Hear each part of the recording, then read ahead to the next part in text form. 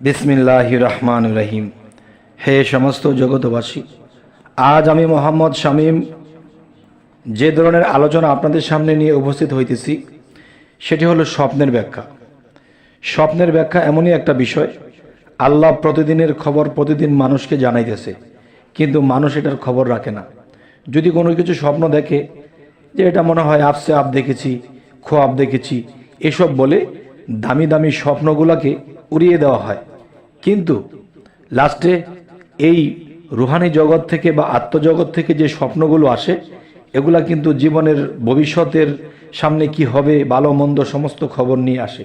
এখন এগুলোর খবর আমরা নিলাম না নিয়ে বললাম কি এটা খোয়াব দেখেছি, তখন কি হয়?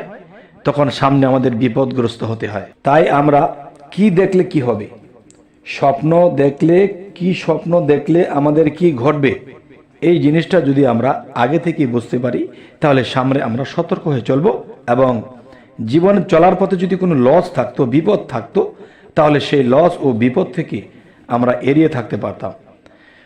তো আজকে আপনাদের সামনে যে স্বপ্নের ব্যাখ্যা নিয়ে আসা হলো, অবশ্যই খেয়াল করে শুনবেন।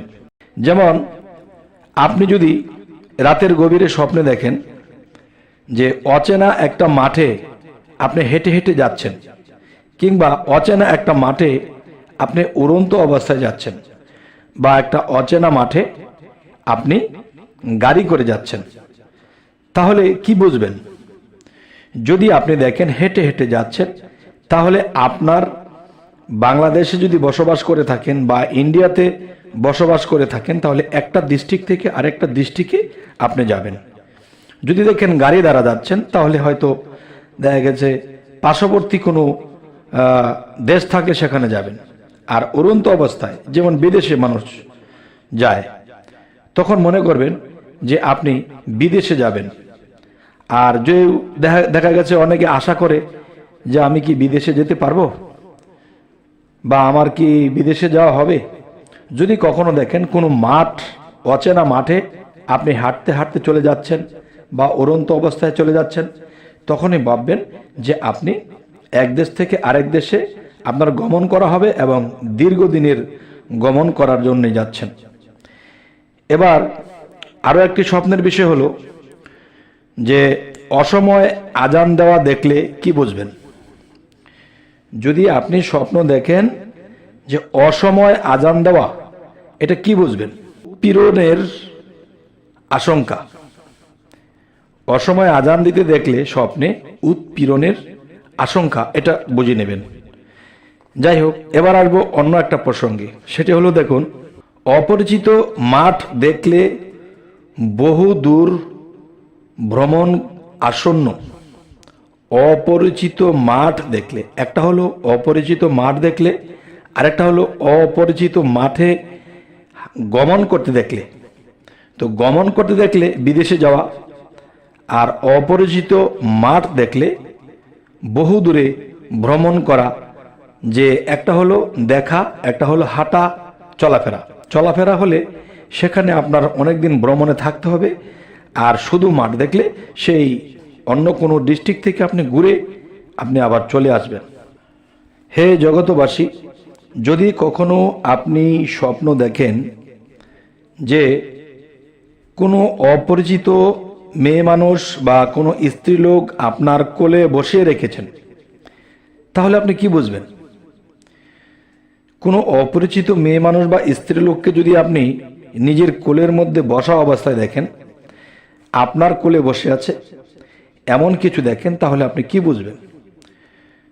তাহলে আপনি বুঝবেন যে আশা পূরণ হয়ে যাবে, আপনার যে কোনো আশা পূরণ হবে এবং ঐশ্বর্য এবং টাকা পয়সা, ধন দৌলত আপনার লাভ হবে।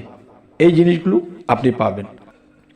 তবে একটি কথা বলা যেতে পারে যে ঠিক আছে, ঐশ্বর্য এবং ধন দৌলত এবং আশা পূরণ হবে, দেখেছি আজকে কোন বছর না কোন বছর হয়। দেখেন, যদি আপনি এই বিষয়টা দেখেন যে রাতের 12টায়, তাহলে দীর্ঘ সময় নেবে।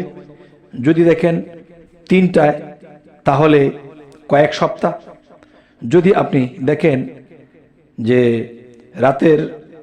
রাতের নয়, আপনার ঘুম থেকে ওঠার সময়, এটা দেখে উঠেছেন যে পর নারী এমন এক সুন্দরী রূপসী আপনার কোলে বসিয়ে রেখেছেন। এই দৃশ্য দেখে যদি আপনি ঘুম থেকে ওঠেন, তাহলে আগামী কয়েকদিনের ভিতরে আপনার হাতে ভালো সম্পদ এসে যাবে। তবে এই কথাগুলো পরীক্ষিত, যারা প্রমাণ পেয়েছে।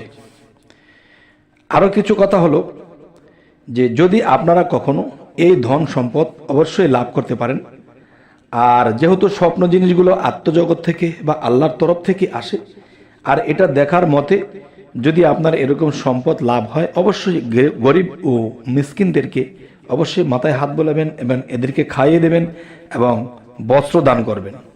ইনশাল্লাহ আপনার এই সম্পদ নিরাপদ করে দেবেন আল্লাহ, এবং এই সম্পদ এর মধ্যে যেন কোনো দূষিত না থাকে, শুদ্ধ থাকবে আপনার এই সম্পদ। যদি আপনি কখনো দেখতেছেন যে একটা সুন্দরী রূপসীকে আপনি দৌড়াইতেছেন, আপনি যে স্থান দিয়ে দৌড়াইতেছেন সেখানে দেখা যায় কোনো মানুষ নেই, নীরবের দেশ দিয়ে আপনি তাকে দৌড়াইতেছেন, এবং সে দৌড়াইতে দৌড়াইতে একটা বিল্ডিংয়ের উপরে উঠেছে, বিল্ডিংয়ে উঠতে উঠতে বিল্ডিংয়ের ছাদে উঠেছে, বিল্ডিংয়ের ছাদে ওঠার পরে সেই মহিলাটি, সেই রূপসীটি কোনো জায়গায় যাওয়ার আর জায়গা পাচ্ছে না। তখন আপনি কি করলেন? সেখানে গিয়ে তার কাপড় চোপড় টেনে টেনে খুলে ফেলছেন। এরকম অবস্থা দেখে আপনার ঘুম ভেঙে গেল। তো এখন আপনি কি বুঝবেন?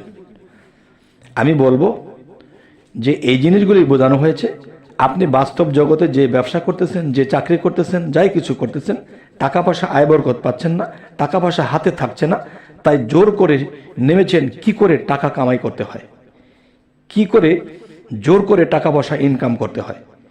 এরকম জোর জবরদস্তির মধ্যে আপনি নেমে গেছেন, আর এটাই দেখেছেন যে একজন সুন্দরী রূপসীর কাপড় টেনে টেনে খুলে ফেলছেন। এই দৃশ্য আপনি দেখছেন। আচ্ছা, তাহলে বোঝা গেল সম্পদ হইবার জন্য আপনি জোর জবরদস্তি করছেন। জোর জবরদস্তি করলে আপনার হবে না। আপনি অবশ্যই ধৈর্যশীল হন, এবং যদি কখনো দেখেন যে কোনো নারী, কোনো রূপসী আপনার কাছে এসে সেই কাজে লিপ্ত হয়েছে, সেদিন থেকে মনে করবেন যে আপনার সামনে সম্পদ আসতে শুরু করবে। তবে হে সমস্ত জগতবাসী, আমাদের এই চ্যানেলটি হলো স্বপ্নের ব্যাখ্যার জন্যই। সামনে বিপদ জানুন, তার মানে আমরা সামনে কি হবে, সামনে কোনটা করব, লস লাভ সমস্ত কিছু কিন্তু আল্লাহ আমাদেরকে জানিয়ে দেয়। আর যদি না জেনে আমরা যদি নির্বোধের মতো চলি, স্বপ্নের ব্যাখ্যাগুলো না করে চলি, তাহলে কিন্তু ক্ষতিগ্রস্ত হব।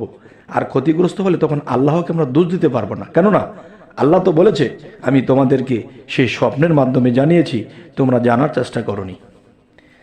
হে সমস্ত জগতবাসী, আমাদের এই স্বপ্নের ব্যাখ্যাগুলো দেওয়া হয়, অবশ্যই আমাদের চ্যানেলটিকে সাবস্ক্রাইব করে রাখবেন, পরবর্তীতে যেন ভালো ভালো আলোচনা নিয়ে আপনাদের কাছে আসতে পারি। সকলেই ভালো থাকবেন। আল্লাহ হাফিজ।